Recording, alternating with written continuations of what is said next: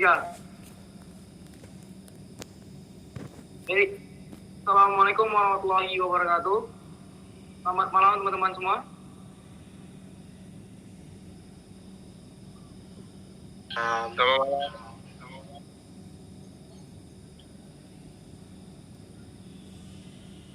Baiklah, pertama-tama yang saya hormati Presiden Mengampu Bu Aulia Farida SP MSI, selaku dosen Pancasila,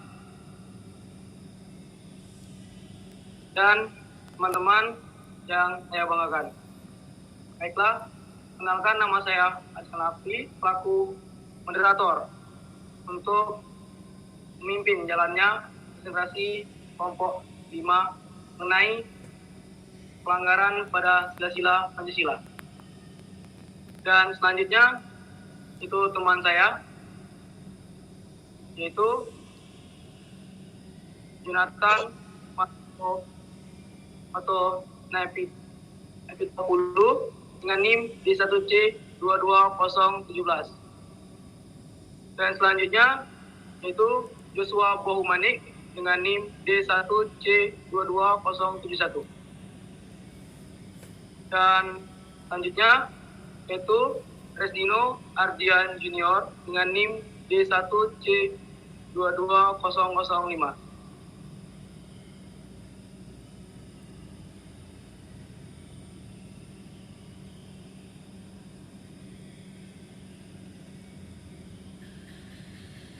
Dan untuk selanjutnya yaitu Pina Ayu Yunanda dengan NIM D1C 22007.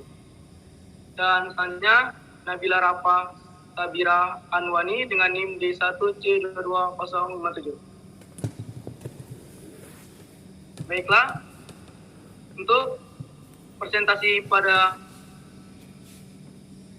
bagian pertama itu akan disampaikan oleh Saudara Resdino Adrian Junior. Pada Saudara Resdino, saya persilakan.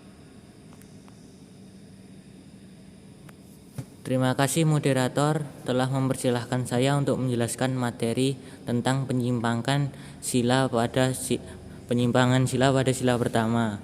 Contoh permasalahannya yaitu maraknya LGBT di Provinsi Jambi.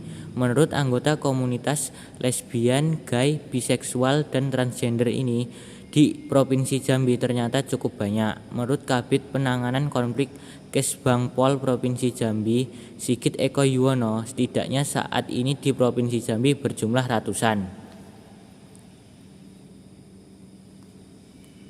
Dalam hal tersebut, kami mengambil solusi terhadap LGBT dengan terapi psikologi kedokteran. Yang pertama, menjauhi segala macam yang berkaitan dengan gay, homoseksual, misalnya teman, klub, aksesoris, bacaan, dan segalanya. Ini adalah salah satu faktor terbesar yang bisa membantu. Yang kedua, merenungi bahwa gay masih belum diterima oleh masyarakat, terutama di Indonesia. Masih ada juga yang merasa jijik dengan gay. Terus menanamkan pikiran bahwa gay adalah penyakit yang harus disembuhkan. Yang ketiga, berusaha melakukan kegiatan dan aktivitas khas laki-laki, misalnya olahraga, karate, atau bergabung dengan komunitas kegiatan laki-laki. Yang keempat, terapi hormon. Jika diperlukan dengan bimbingan dokter bisa dilakukan terapi hormon secara berkala untuk lebih bisa menimbulkan sifat laki-laki. Terima kasih, saya serahkan kepada moderator kembali. Baik, terima kasih kepada Saudara Adrian Junior. Baiklah, untuk penyimpangan pada sila kedua dalam Pancasila itu akan disampaikan oleh teman kita, yaitu Saudari Pina Yunanda. Pada Saudari Pina, saya persilakan. Baik, terima kasih kepada moderator. Nah, di sini saya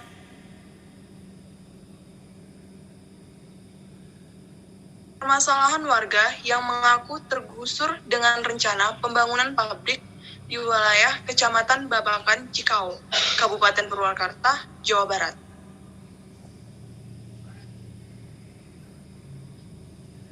Nah, yang dapat kita ambil dari solusinya yaitu Solusi menurut kelompok kami yang baik ialah perusahaan investasi harus tetap berjalan, bukan buka pabrik dan orang bisa bekerja. Kemudian kita cari solusinya untuk kakak pendatang yang tidak punya tanah agar punya rumah. Caranya, pemerintah dan pengusaha bekerja sama membangun rumah bisa melalui program pembangunan rumah yang layak huni, itu namanya negara berpancasila. Selanjutnya, saya serahkan kepada moderator. Terima kasih. Oke, baik, terima kasih kepada Saudara Vina Winanda telah menyampaikan penyimpangan pada sila kedua dan untuk mengenai solusinya. Baiklah, untuk penyimpangan pada sila ketiga itu akan disampaikan oleh teman kita, yaitu Saudari Bila. Pada Nabila, kami silakan. Terima kasih untuk Isal telah memberikan waktunya untuk membacakan sila ketiga. Sila ketiga itu permasalahannya adalah pelanggaran tentang aksi pejabat menyeret istri Gubernur Maluku serta istri pejabat lain pada pelanggaran kasus COVID-19 yang mana mereka berjoget tanpa masker di era pandemi sekarang ini.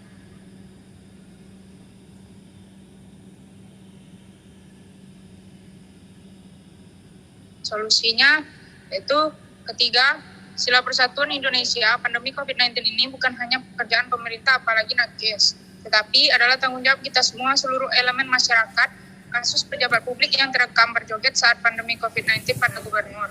Contohnya, Gubernur Maluku Widya Pratiwi Murad berjoget tanpa masker viral di media sosial pada Sabtu, tanggal 10 bulan 7 pada tahun 2021. Aksi joget istri Gubernur Maluku dan sejumlah istri pejabat itu dilakukan saat acara syukuran pelantikan Bupati Buru Selatan Safitri Malik Soulisa di Islamic Center Ambon pada 22 Juni 2021.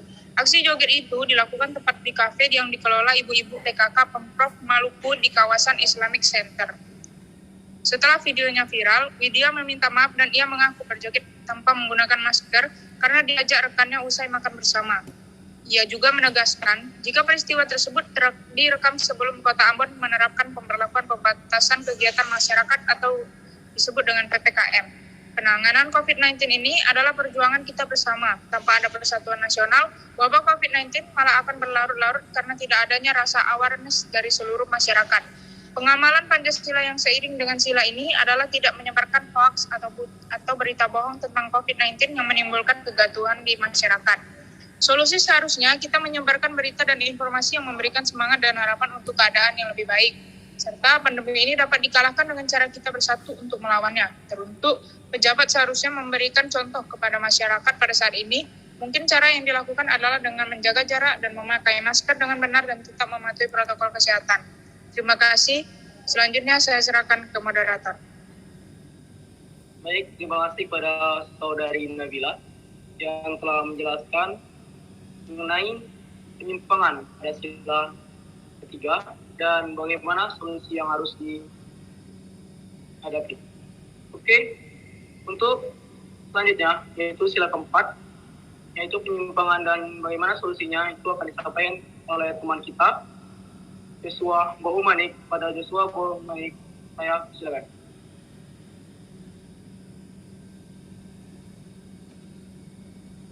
Terima kasih buat moderator yang telah memberikan kesempatan untuk saya.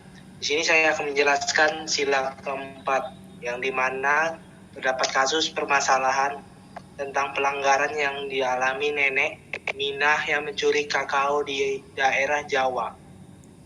Akibat tidak ada ketidakadilan hukum, penyimpangan kasus dari sila keempat ini bagi pejabat dan kaum bawah.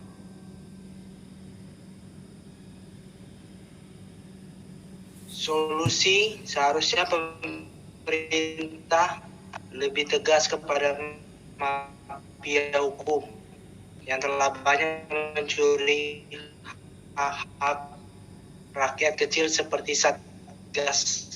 Satgas segera melakukan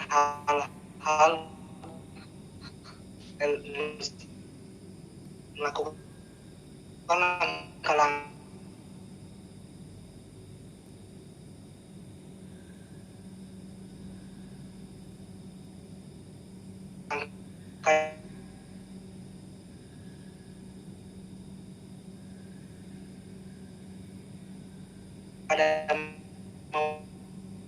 memberikan efek jerah kepada pejabat. Terima kasih pada Saudara Joshua yang telah mempresentasikan mengenai penyimpangan dan bagaimana solusi pada sila keempat dalam Pancasila. Untuk selanjutnya itu akan disampaikan mengenai penyimpangan sila kelima dalam Pancasila dan bagaimana solusinya oleh teman kita yaitu Jonathan. Pada Saudara Jonathan, dipersilakan. Baik, terima kasih kepada moderator yaitu Isal telah memberi saya kesempatan untuk menerangi pelanggaran yang terjadi pada sila kelima. Di kelompok kami mendapatkan pelanggaran di sila kelima itu terkait dengan tragedi Stadion Kanjuruhan Malang yang berkaitan dengan sila kelima, dengan Pancasila. Tragedi Stadion Kanjuruhan Malang yang berkaitan dengan terhadap sila kelima, yang dimana tragedi di Stadion Kanjuruhan Malang berada di urutan ketiga sebagai pertandingan sepak bola yang mematikan dalam sejarah sepak bola di dunia. Meninggalnya ratusan nyawa akibat tragedi Kanjuruhan pada 1 Oktober 2022 menjadi duka sekaligus celah bagi persepak bolaan tanah air. Menurut Kapolri Jenderal Sigit Sulustyo, sebanyak 125 orang meninggal akibat kerusuhan supporter tersebut. Jumlah korban tragedi Kanjuruhan tersebut menempatkan Stadion Kanjuruhan di posisi ketiga sebagai pertandingan sepak bola paling mematikan dalam sejarah. Di dalam dunia sepak bola, tragedi ini bukan lagi hal yang baru, karena jauh sebelum tragedi di Kanjuruhan Malang sudah ada tragedi sepak bola yang mematikan di belahan dunia. Sila kelima yaitu keadilan sosial bagi seluruh rakyat Indonesia. Jadi, solusi yang diharapkan yaitu dalam menyelesaikan masalah ini, pemerintah haruslah tegas, tidak memihak pihak manapun, dan harus adil dalam mengambil keputusan. Karena bisa dipastikan kemungkinan besar supporter meninggal dunia adalah supporter yang asli orang Indonesia yang mempunyai hak dan keadilan yang sama.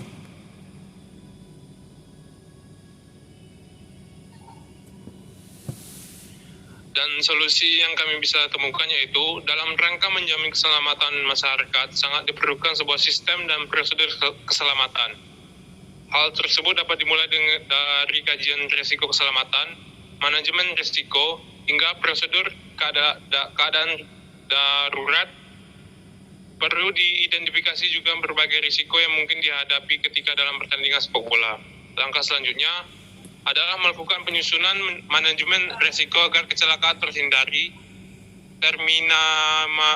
terminimalisir hingga tidak terjadi.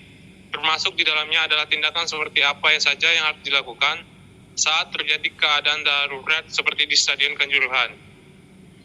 Tragedi Kanjuruhan harus diinvestigasi secara mendalam, independen, dengan melibatkan semua unsur termasuk para ahli K3, ahli kedaruratan, perancang stadion, dan pihak lainnya. Hasil investigasi dan pembelajaran terpetik dari tragedi tersebut harus disosialisasikan agar kecelakaan serupa dapat dicegah dan menjadi pembelajaran bersama. Selain mengemukakan pentingnya sebuah sistem dan kepedulian dari seluruh stakeholder untuk para pecinta pertandingan dan permainan sepak bola, ayo senantiasa mematuhi aturan dan prosedur keselamatan di stadion. Jangan lupa untuk menghindari berbagai tindakan berbahaya bagi diri sendiri dan orang lain. Ketahui prosedur keadaan darurat dan rute evakuasi stadion di mana Anda menyaksikan pertandingan sepak bola secara langsung. Ketiga merupakan serangkaian upaya yang dilakukan guna memastikan kelancaran dari suatu kegiatan dalam kondisi aman, sehat, dan selamat. Berbagai potensi bahaya dan risiko yang dapat menimbulkan kerugian harus diidentifikasi, dikendalikan, dan dikomunikasikan. Tidak sedikitnya bahaya ketiga mengintai dalam setiap perhelatan besar. Sebagai contoh, potensi terjadinya kekurangan oksigen dan sesak napas, keracunan dari jajanan yang tidak higienis, terjatuh karena permukaan yang tinggi, struktur bangunan yang kurang kokoh dan runtuh. Selain itu, kekacauan dan anarkis karena kekecewaan atau kondisi pertunjukan atau perlombaan, termasuk potensi kebakaran, gempa bumi, dan banjir. Masih banyak lagi potensi bahaya yang harus dikendalikan oleh event organizer, crowd safety, manajemen menurut Mila. Merupakan lesson learned dan dari urgensi kanjuruhan. Crowd safety adalah bagian dari ketiga yang harus menjadi perhatian pemerintah setempat dalam memberikan perizinan untuk suatu event. Sebagai pembelajaran, crowd management plan harus ditunjukkan kepada pemerintah setempat guna mendapatkan izin penyelenggaraan suatu event. Tanpa crowd management plan, besar kemungkinan tragedi perhelatan. Baik, terima kasih kepada moderator. Saya kembalikan kepada moderator. Oke, terima kasih kepada Saudara Jonathan yang telah mempresentasikan bagaimana penyalahgunaan atau penghilangan pada sila kelima dalam Pancasila dan mengenai solusinya. Baik, terima kasih kepada teman-teman semua yang telah mempresentasikan pelanggaran atau penghilangan dalam sila-sila Pancasila yang terdapat di negara Indonesia. Baik, dengan akhirnya presentasi dari teman kita Jonathan, maka berakhir pula presentasi kita pada malam ini dari kelompok 5. Saya Aris Alnafri, selaku moderator. Mohon maaf apabila terdapat kata-kata salah dalam penyampaian, baik dari awal memulai Zoom ataupun sampai akhir ini. Oke, sekian dari saya Heri. Wabillahi taufiq walhidayah. Wassalamualaikum warahmatullahi wabarakatuh. Waalaikumsalam warahmatullahi wabarakatuh. Wabarakatuh.